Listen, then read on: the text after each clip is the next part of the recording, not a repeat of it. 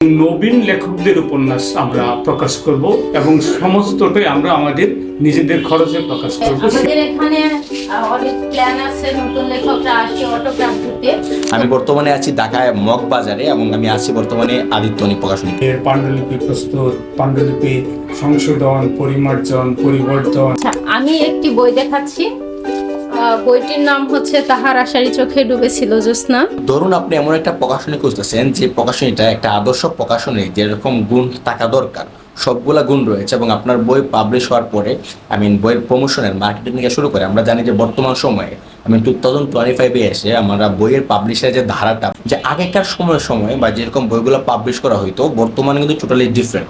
বই প্রমোশন বলেন আর মার্কেটিং বলে যাই বলেন, কিন্তু আমি আজকে আপনাদেরকে এমন একটা প্রকাশনীকে পরিচয় করে দেবো যেখান থেকে যদি আপনি বই বের করেন আপনি যেটা চাচ্ছেন ফুল প্যাকেজটা কিন্তু পেয়ে যাচ্ছেন। হ্যাঁ, আমি বর্তমানে আছি ঢাকায় মগবাজারে এবং আমি আছি বর্তমানে আদিত্যনী প্রকাশনীতে।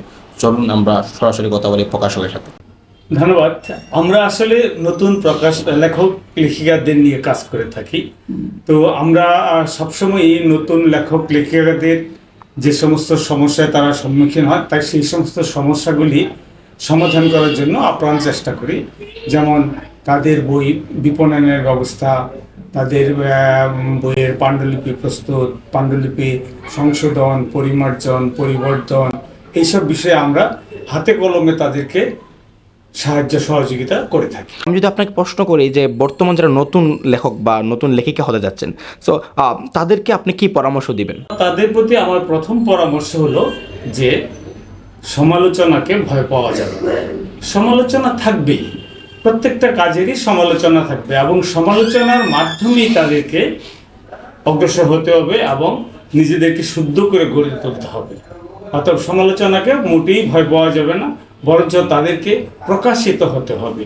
যত রকম মাধ্যম আছে, অনলাইন অফলাইন সকল মাধ্যমে তাদের লেখা প্রকাশ করতে হবে এবং সমালোচনাকে গ্রহণ করতে হবে। এই সমালোচনার মাধ্যমেই তারা নিজেদেরকে আরও পরিশুদ্ধ করে গড়ে তুলতে পারবে। নতুন প্ল্যান হচ্ছে আমরা প্রচুর উপন্যাস করব এবং নবীন লেখকদের উপন্যাস আমরা প্রকাশ করব এবং সমস্তটাই আমরা আমাদের নিজেদের খরচে প্রকাশ করব। সেই জন্য আমরা বারবার অনলাইন মিডিয়ায় আমরা বিজ্ঞাপন দিচ্ছি।